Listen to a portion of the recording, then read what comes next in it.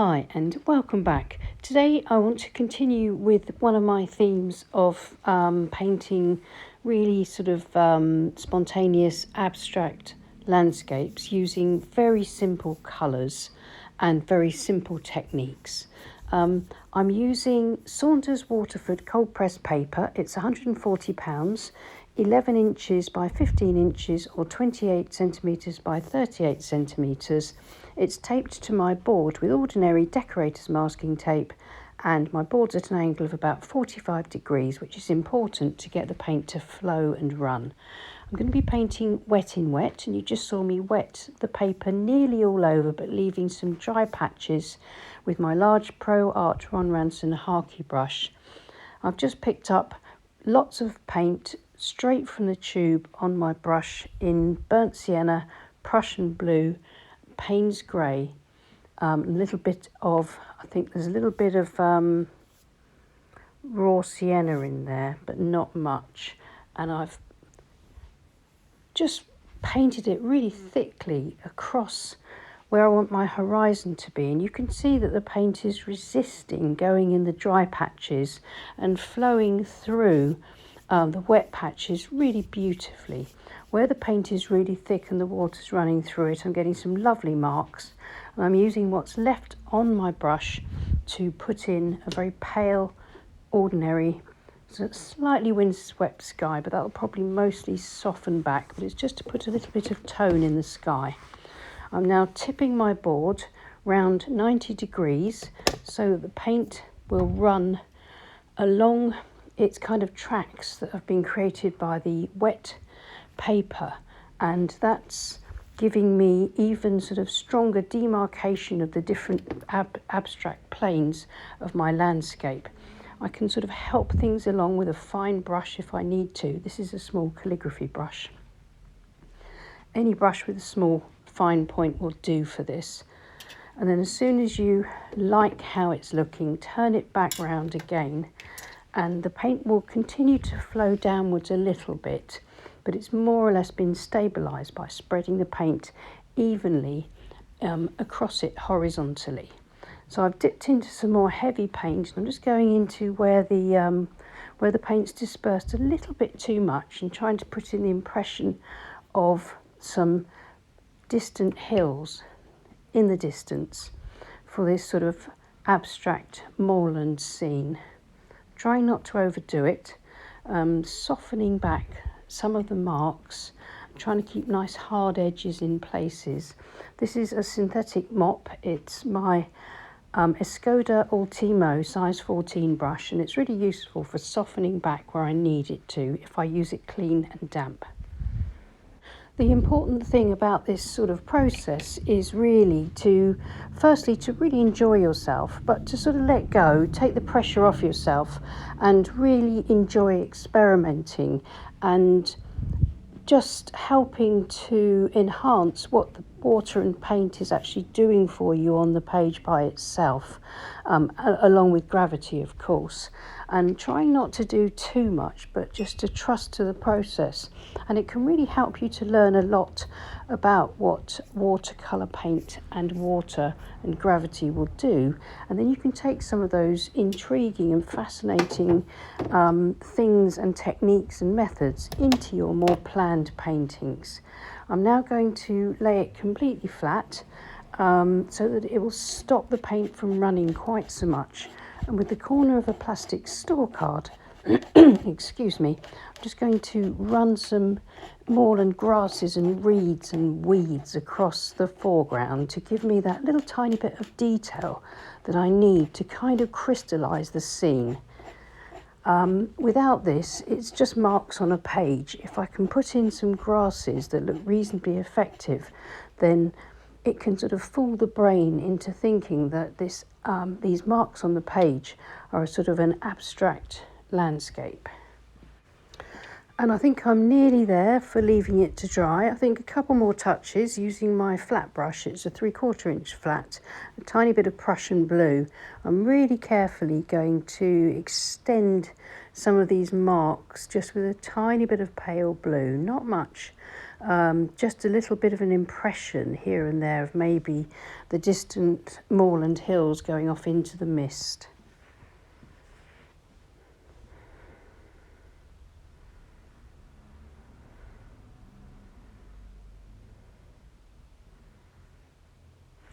And lastly, before I let it dry, this is ordinary finely ground table salt. I'm going to sprinkle a bit across this heavy paint in the foreground where my grass stems have been etched with the card, and I'm hoping that a little bit of salt will cause some sort of resistance and push the paint away into little tiny blooms and blossoms that hopefully will add to the effect of the grasses and the weeds in the foreground.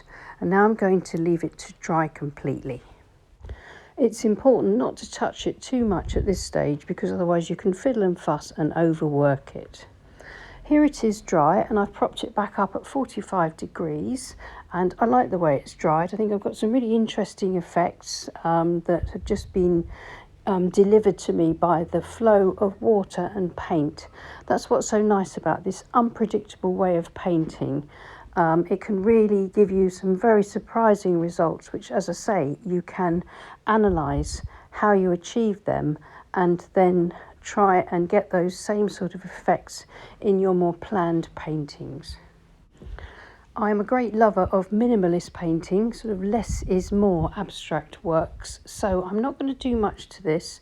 I think what I'm going to do is a little bit of printing, and by this I mean I'm going to take a plastic card in this instance. You could use anything to print with, and I'm dipping the very narrow bladed edge into quite rich paint, maybe a drop of water on it as well if it's not coming off.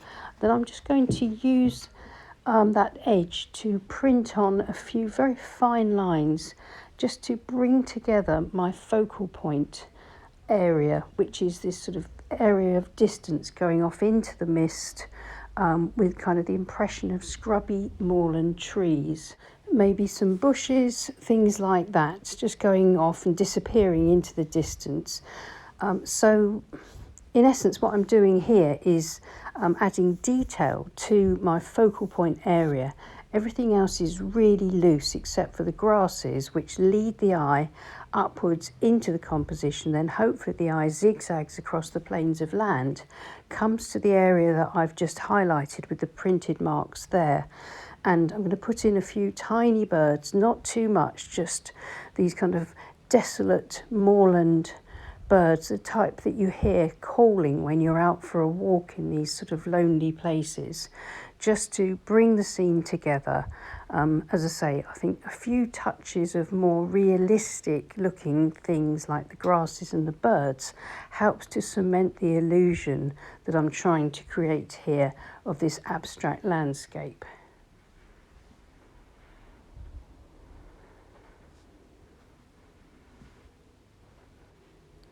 And then with the same dark colour, I'm going to put a tiny bit of dark tone across the foreground between a few of the blades of grass. Nothing too much, just enough to balance up the tones there a little bit and add the suggestion of shadows and depth to the grasses.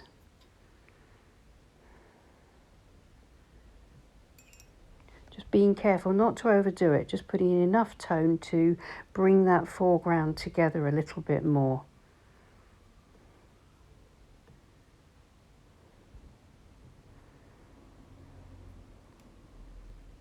So now I think I'm going to call that done, keeping it nice and minimalist.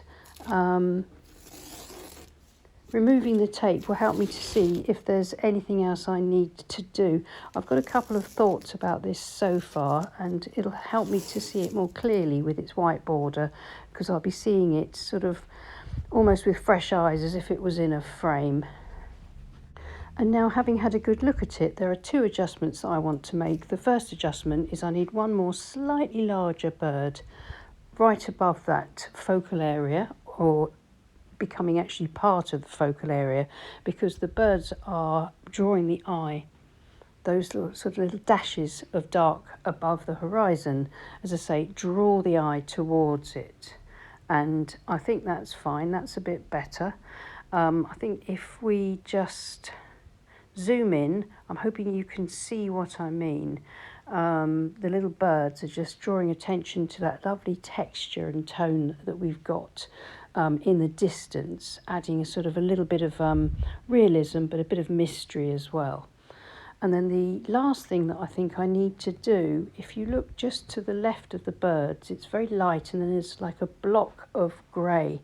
Now I think that's a little bit too stark there, so I'm going to very carefully, with a synthetic round brush, and just it's damp, I'm going to see if I can pull a bit of that paint away from that area and pulling it down, if you see what I mean. So it's not that harsh line anymore. I can just lose that line a little bit more and maybe make it look like another sort of plane of land in the distance. And I think that's a lot better.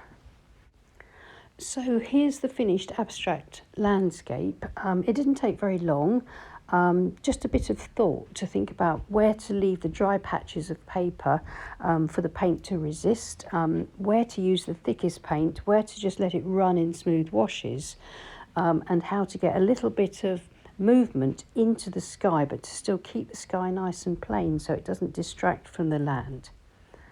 So I hope that was helpful, and I hope you'll try an exercise like this. It can be very freeing, very liberating to take the pressure off yourself, especially if you're a beginner, and just begin to play with the paint and let the paint and water do what it wants and kind of guide you in a way.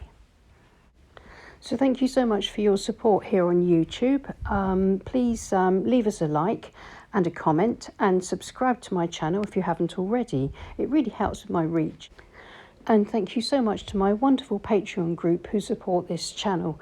And if you want to support me on Patreon or by buying a painting, then please follow the links below.